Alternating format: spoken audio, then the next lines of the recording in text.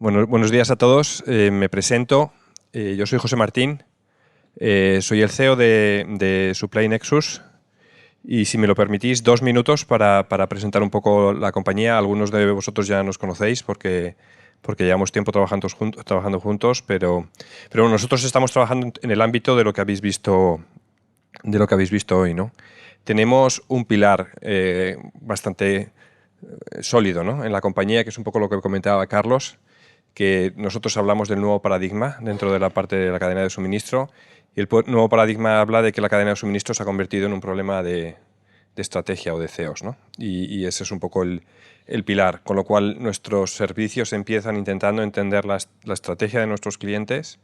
No somos expertos en su estrategia, simplemente intentamos entenderla. Donde sí somos expertos es en definir los modelos operativos que pueden acompañar a esa estrategia. Y esos modelos operativos no son obvios. Hay modelos operativos que buscan coste, que buscan resiliencia, que buscan... Bueno, pues entonces esa definición del modelo operativo es el pilar. Y una vez definido ese modelo operativo, uno de los retos que tiene la cadena de suministro es cómo hacer tangible lo que se ha conceptualizado, ¿no? Y como habéis visto, es complejo desde el punto de vista de modelo, es complejo desde el punto de vista de procesos, desde el punto de vista de personas y también desde el punto de vista de tecnología, ¿no? Entonces, bueno, pues haciendo un poco el engarce entre la estrategia y cómo hacer que esa estrategia se convierta en un modelo operativo y cómo eso luego llevarlo a la realidad, es un poco a lo que nos dedicamos, ¿no? El objetivo ahora es generar una conversación un poquito abierta entre los ponentes. Me gustaría invitar a Javier Arbex. Javier, si te puedes unir con nosotros. Sí. Bueno, mi objetivo es dinamizar la mesa, pero yo creo que la mejor forma de dinamizarla es que vosotros también participéis en algunas preguntas o haciendo algunos comentarios o haceros, ¿no?, propietarios del evento, con lo cual os rogaría que preguntéis. Yo voy a empezar haciendo las primeras preguntas para generar un poquito de debate y romper un poquito el hielo, pero la idea es que vosotros me ayudéis también, ¿vale? Javier, casi te dejo para que te presentes, ¿te parece? Muy bien. Buenos días a todos. Mi nombre es Javier Arbex. Soy ingeniero, nadie es perfecto, y trabajo en IBM desde hace aproximadamente 11 años, después de... Te voy a robar es padre de un montón... ¿Cuántos hijos, Javier? Digo, es que eso tiene mucho más mérito que ser ingeniero. Perdona, esto no te lo tenía que haber hecho.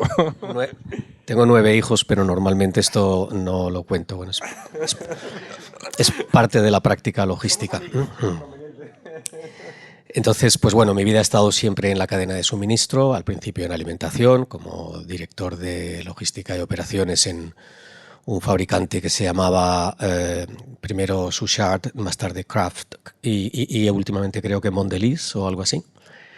Después he vivido en el operador logístico más o menos 9 años, ayudando a otras compañías a externalizar sus operaciones.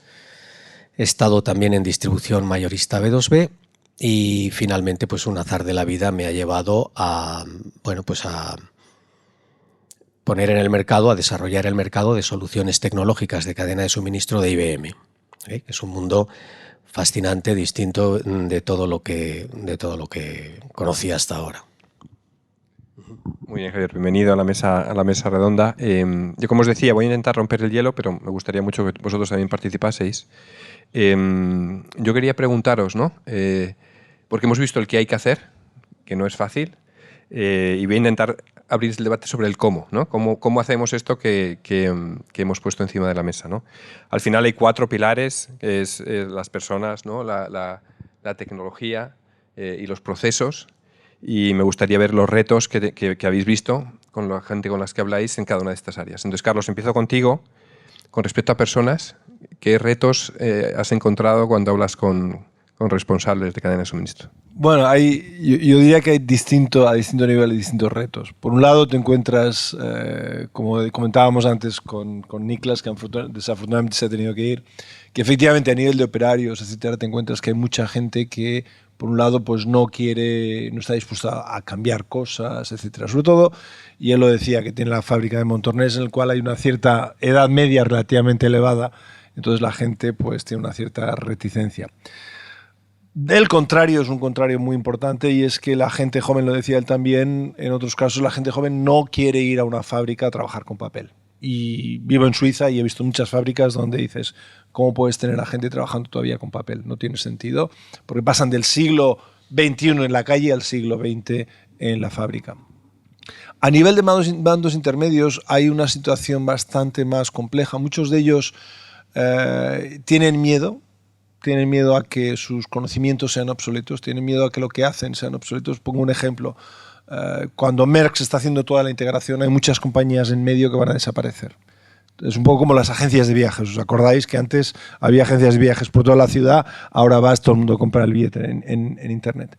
Y cuando vas más arriba, el gran desafío es una falta de práctica, yo diría, no de entendimiento, de conocimiento, una falta de práctica de estar hablando a nivel estratégico con el CEO y con otros CEOs de otras compañías. Por eso los CEOs tienen una cierta desconfianza, no porque no sea buena su gente en supply chain, sino porque es cierto, y eso ven, nunca hemos hablado de adquisiciones de 200 o 300 o 1.000 millones o 3.000 millones, o ahora como vamos a hablar de... Estaba hablando precisamente ayer con una persona que está en una gran compañía y bueno, pues habrá que hablar con el CEO del plan para el 2030. Estamos hablando de 2.000-3.000 millones de inversión solo para la cadena logística, para ponerla a punto. Entonces ahí yo creo que hay un gran desafío porque no estamos acostumbrados a nadie. Entonces yo creo que las personas, por un lado hay una gran oportunidad, pero por otro lado significa mucho cambio. Y eso es una oportunidad. Claro. Bruce, desde el punto de vista de procesos y cultura, ¿no?, que tú has hablado en tu ponencia, ¿no?, de cómo romper estos hilos, ¿no?, y realmente entender que es un problema de todos, ¿no?, y que se solventa desde la colaboración. ¿Qué retos has encontrado, ¿no?, cuando hablas con las empresas en este ámbito? Bueno, es un poco lo que dice Carlos, ¿no? El miedo de perder el reinado, ¿no? Y uno que es responsable de compras y su único objetivo era pues comprar a mejor precio, ¿no? Sin necesariamente saber si eso superaba la capacidad de almacenaje o qué coste tenía el almacenaje. Pues ahora, para ser, como decimos, ¿no?, ágiles, pues no podemos trabajar en esos hilos, tenemos que trabajar coordinados.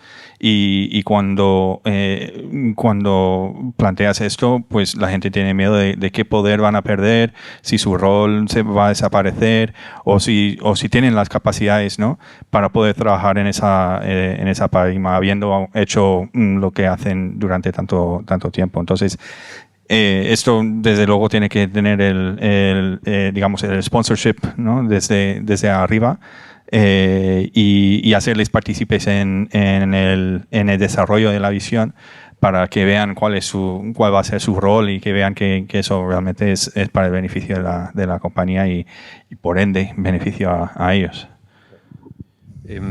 Javier, me gustaría preguntarte, en la línea, ¿no?, de lo que estamos comentando, tú tienes un perfil interesantísimo, ¿no? Vienes de la industria, vienes del mundo de la cadena de suministro y has acabado vendiendo tecnología, ¿no?, con lo cual tus ojos son muy críticos, ¿no?, sobre el valor real de la tecnología, porque vienes de haberla utilizado como cliente. ¿Cómo estás viendo la tecnología como facilitador? ¿Cómo estás viendo la tecnología con respecto a su madurez real? ¿Y cómo estás viendo la tecnología como alguien que puede ser un fuente de ruido si no la gobiernas y te gobierna, ¿no? Bueno, estos son varias preguntas y vamos a intentar condensar algunas ideas, ¿verdad?, que creo que tienen que ver. Bueno, lo primero que me gustaría deciros es que en todas partes cuecen habas, ¿no? Una de las situaciones con las que yo me encuentro habitualmente cuando visito compañías que quieren hacer procesos de cambio. Tú vienes de IBM, que es una gran compañía tecnológica, y dices, este hombre ha tenido que ver de todo y nos va a ver a nosotros que tenemos la casa hecha unos zorros, ¿no? Bueno, esto pasa en todas partes, ¿eh? O sea, en cuanto miras un poco dentro de nuestra propia casa, de cualquiera de ellas, pues uno se encuentra que hay cosas que no están en esos estándares mínimos que uno juzgaría que tenían que estar, ¿eh? Da lo mismo que hablemos de firmas de primera clase, de segunda o de tercera. Es decir, todo el mundo tiene bastantes problemas, ¿no? IBM también, y todas las demás tecnológicas también, no nos engañemos, ¿no? Entonces, en ese sentido, no hay que pensar nunca ni dejarse un poco tentar por la idea de que esto no es para mí o yo no estoy para este momento. En segundo lugar, yo diría que más que nunca, y sobre todo en estos 11 años, yo he notado un desconcierto importante en los responsables de cadena de suministro en una cosa en concreto, y es que, así como hace 11 años era muy corriente que un cliente potencial viniera a pedirte un sistema de gestión de almacén que tenga esta y esta característica, o a pedirte un sistema de gestión de transporte con esta o esta característica, cada vez más te encuentras a un profesional pues un poco sobrepasado por la realidad y un poco desconcertado, que viene a pedirte consejo, es decir, ¿qué tengo que hacer? Tengo este problema, yo quiero llegar hasta mis clientes antes y tengo un problema de inventario y un problema de, en fin, de completeness en mi fulfillment, etcétera, etcétera. Entonces, ya empezamos con que los problemas son bastante complejos. Los best in class de cada mercado se han ido convirtiendo en verdaderos líderes. La amazonización, por ejemplo, del retail es un caso claro. Ellos han sentado las bases de lo que es posible en cuanto a calidad de servicio, y tantas empresas van con la lengua afuera para intentar parecerse un poco y no quedarse rezagadas, ¿verdad? Entonces, te piden cosas muy desestructuradas. Y con relación a los temas de la sesión de hoy, yo creo que está siendo, últimamente es curioso, un lugar bastante común que la gente pide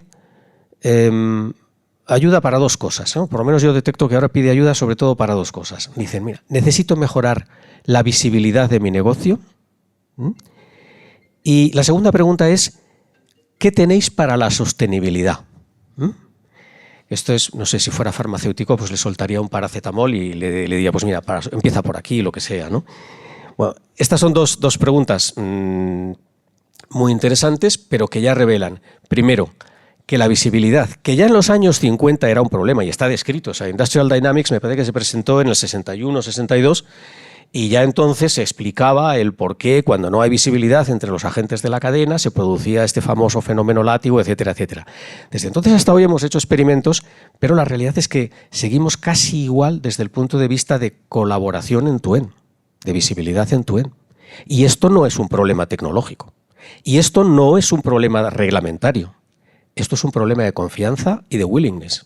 O sea, pensar que esto que digo puede parecer romántico, pero es una de las cosas que nosotros tenemos que enseñar a las empresas a cambiar. Si no, no way. Puedes gastarte en tecnología lo que quieras, no pasará nada.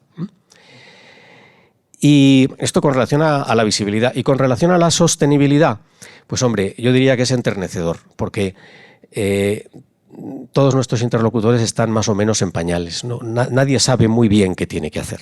Bueno, de hecho, la transposición a los reglamentos de las naciones miembros, de la famosa Due Diligence Act de la sostenibilidad corporativa, presuponía o presupone que para 2024, me parece que es, para el 1 de enero de 2024, va a ser una responsabilidad nuestra y muy especialmente de los responsables de cadena de suministro garantizar que todos nuestros proveedores de aguas arriba son sostenibles. Vamos a decir, medimos su huella de carbono. Vamos a simplificarlo en una cosa tan tonta como esta, ¿no? Claro, ¿por dónde empezamos? O sea, la solución perfecta en el mercado no existe. Ahora, la única opción que no es válida es no empezar por algún lado, ¿no? Entonces nosotros estamos en esa guerra en este momento, en tratar de ayudar a nuestros clientes a empezar por algún sitio, a operacionalizar toda esta preocupación. Hay una persona a la que a mí me divierte mucho escuchar, es Valeria Domínguez, la hija de Adolfo Domínguez, el diseñador, a la que le escuché una frase que a mí se me quedó grabada y la utilizo muchísimo, ¿no? Pero la cito a ella porque es la que dice: hay que aprender a equivocarse rápido y barato. Yo creo que si salierais de aquí sin la disposición de emprender algo, aunque sea pequeñito, rápido y barato, pues casi que habíamos perdido el tiempo. Lo que se trata es de que nos mentalicemos de que podemos empezar por algún sitio. Oye, pues, tenemos 5 minutos más de charla. Yo puedo seguir haciendo preguntas, pero casi prefiero, si alguno de vosotros tenéis alguna pregunta, os animáis. Y si no, me lanzo yo. ¿Alguien quiere hacer alguna pregunta? ¿Algún caso concreto? O cantando una canción. Venga, pues sigo yo con los 5 minutos que nos quedan de mesa. Carlos, comentabas un poco el reto, ¿no?, que tenemos los profesionales de cadena de suministro. Yo voy muy en la línea de lo que comentaba Javier, ¿no? Cuando hablamos con los clientes, nos damos cuenta que la cadena de suministro se ha convertido en una estratificación de capas donde los problemas de hace 50 años siguen siendo problemas, ¿no? En muchos casos, ¿no? Y entonces quieres construir castillos sobre elementos donde a veces el foundation no está del todo claro, ¿no? La complejidad que se ha introducido es enorme, ¿no? Y necesitas profesionales, lo vamos ahora viendo en la presentación de Nicolás, ¿no?, donde tienes el mismo perfil de Nicolás, una persona joven con capacidad de entender las decisiones y además tener tecnología, ¿no? Me gusta mucho lo que comentabas del reto, ¿no?, de hablar con gente que no es especialista, ¿no? ¿Podrías profundizar un poco en qué encuentras cuando hablas con...? Bueno, yo creo que el ejemplo de Niklas era muy bueno, porque lo ves a él relativamente joven y efectivamente creciendo y aprendiendo mucho y haciendo cosas muy interesantes. El gran dilema ahora es, hay mucha gente que, quieras que no, estaba acostumbrada a que supply chain lo resolvía todo. Entonces muchos de ellos tratan de entender qué es lo que pasa. Y a mí me encanta mucho la gente de marketing. Es gente muy creativa. Pero claro, en supply chain somos muy disciplinados, ¿eh? Si se nos falla una cosa, no funciona nada. Entonces a los de marketing les vuelve locos eso. Les hago hacer simulaciones y demás y se aburren. Entonces, una de las cosas que ocurre es que todo el mundo se está encontrando con que tienen que discutirlo. Y el extremo, y utilizo el marketing, voy a utilizar un caso extremo que además es real. El año pasado ocurrió, una compañía me decía, vamos a lanzar nuevos productos, estaba hablando con el responsable de marketing y demás, y los de supply chain nos lo han hundido. Digo, ¿pero qué te ha pasado? Dice, no, hacemos el diseño del producto, el marketing, esto va a ser una bomba, el 1 de enero de este año del 2022 lo lanzamos, vamos a los de fabricación, oye, queremos lanzar este producto. Pues nos miran y dicen, pero para esto necesitas líneas nuevas de Tetra Pak, ¿verdad? Sí, 3 años. Ostras, ¿qué dices? Entonces, claro, se encuentra un poco como diciendo, claro, me decía el responsable de marketing, me decía, pero ¿yo ahora qué significa? Durante los próximos 3 años no tengo trabajo, no tengo nada que hacer. Pues sí, a menos que empieces a entender cómo funciona la cadena de suministro, qué productos diseñas, que puedes utilizar la cadena de suministro que tienes y demás. Ayer casi me pegan varios de marketing de otra compañía porque les dije, hay que simplificar la oferta a los clientes. No les ofrezcas todo lo que te piden, porque si no, no vas a ser capaz de darlo. Con lo cual, muchos de ellos se enfrentan a esa realidad e intentan tratar de entender. Y están tan acostumbrados a que todo se resuelve que les sabe mal. Hay varios que están trabajando, yo creo que hay mucha gente que va a venir a supply chain de otros sitios y que de alguna forma van a traernos visiones distintas.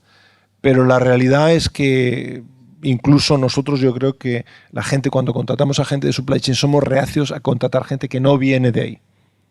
Lo cual creo que un poco lo tenemos que obviar y tratar de aceptar también las experiencias de otros lados. Pero vamos, un poco para responder a tu pregunta, es una experiencia a veces muy bonita, a veces muy frustrante. Y como decía Bruce, todos tienen sus reinos y el problema es que hay algunos reinos que han desaparecido. Yo estábamos hablando con varios supply chain officers de varias compañías y estaban todos muy contentos el año pasado. Digo, ¿qué pasa? Dice, es que vendemos todo lo que fabricamos. Como diciendo, ahí nivel de servicio no es problema. Fabricamos, seguro que se va a vender.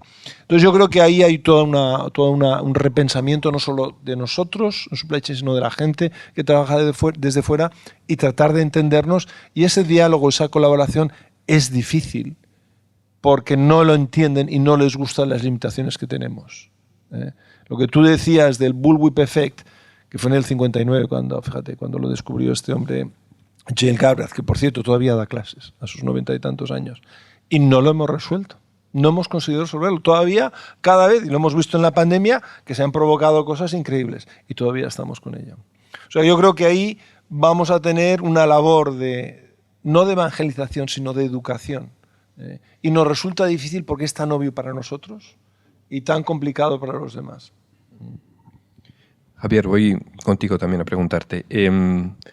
Hemos visto tecnología de IBM, tecnología muy potente. Me gustaría preguntarte sobre los temas de blockchain y en concreto algunos de los ejemplos que ha puesto Bruce, ¿no?, sobre la solución de Food Trust, ¿no? En un país como el nuestro, ¿no?, que tenemos una imagen de marca, ¿no?, en productos de consumo muy importante, ¿no?, y que tenemos mercados que pueden competir, ¿no?, ¿Cómo estás viendo, ¿no?, las soluciones de blockchain y en entornos de alimentación? Vamos a ver, quizá este es uno de los temas en los que más interés estoy viendo yo dentro del ámbito de soluciones en las que se mueve IBM, ¿verdad? Yo creo que aquí hay, por una parte, un movimiento del consumidor que ha cambiado completamente. Efectivamente, el consumidor está ya dispuesto a pagar un poco más por algo que sea sostenible, pero hay algo más. El consumidor reclama transparencia, reclama pruebas vamos a decir, de compliance del fabricante, de que hace comercio justo, de que no utiliza el trabajo infantil, de un montón de cosas, ¿no? Entonces, ¿esto lo resuelve blockchain? Bueno, vamos a ver. Blockchain lo que está posibilitando es una cosa, y esto es importante. O sea, blockchain per se no es, por así decirlo, un instrumento o no es una tecnología estrictamente necesaria, hablando en un sentido puramente técnico, para resolver los problemas de la visibilidad, pero tiene una característica que la ha hecho o que la está haciendo la herramienta de elección en este momento en el mercado, y es que suscita confianza. Recordad lo que os comentaba antes, ¿verdad? O sea, la confianza de la inviolabilidad, del acceso permisionado, etcétera, etcétera, está posibilitando que las empresas empiecen a dar muchísima más información de sus productos, ¿eh? Y al final uno dice, si algún cliente mío se ha quejado alguna vez, pues porque hemos hecho aplicaciones de Food Trust en las que ponemos un código QR en la botella para que pueda ver todas las fases de la producción del aceite, desde el olivo hasta su mesa. Y se quejan al final, dicen, pero bueno, es que es muy poquita gente la que lo ve. Y digo, ya, yo tampoco lo veo, pero si no veo el código QR desconfío de ese proveedor. O sea, la cuestión es que empezamos a hacer crecer la reputación de nuestra marca y la fe en nuestra marca, nuestro fondo de comercio, precisamente porque hemos demostrado ser transparentes y porque podemos dar evidencias de ello. Luego el consumidor lo verá o no lo verá, pero la reputación se construye precisamente a base de estas cosas. Y a nosotros nos está ayudando mucho el blockchain precisamente para proporcionar este contexto de seguridad que las compañías están diciendo, vale, yo me quiero incorporar aquí, yo quiero ser visto como una compañía que no tiene problemas en exhibir sus certificados de calidad, su analítica de proceso, etcétera, etcétera. Y ahí yo diría que en este momento hay un boom de compañías enganchándose a Food Trust, que en este momento no digamos que es una red grandísima, porque todavía no hay una red grandísima de trazabilidad alimentaria en el mundo. Quizá Food Trust efectivamente es la más grande, pero tenemos 500 clientes, que es nada. Es poquísimo, ¿no? O sea, esto son cosas destinadas a reventar y nos gustaría a nosotros ser los primeros que reventemos, ¿no? Porque esto tiene también que ver con ser el estándar de facto en el mercado, ¿no? Bruce, un poco para cerrar el evento. Tú hablabas del nivel de madurez, ¿no? Que es sorprendente que hay bastantes clientes, ¿no? Que ¿no? Estamos hablando de visibilidad en la capacidad de entender, ¿no? La integración con las aduanas, con los puertos, con las navieras, los freight forwarders. Y es verdad que vemos clientes donde viene un camión, ¿no? Y todavía no saben lo que va a llegar hasta que no abren la puerta. Y estamos hablando de empresas multinacionales con un montón de contenedores, ¿no? ¿Es posible llegar al nivel de automatización que tú proponías y qué pasos se pueden ir dando para que sea un camino que acabe culminando en esto, ¿no? En una automatización, como tú comentabas? Sí, bueno, es posible y empiezas con tu propia casa, ¿no?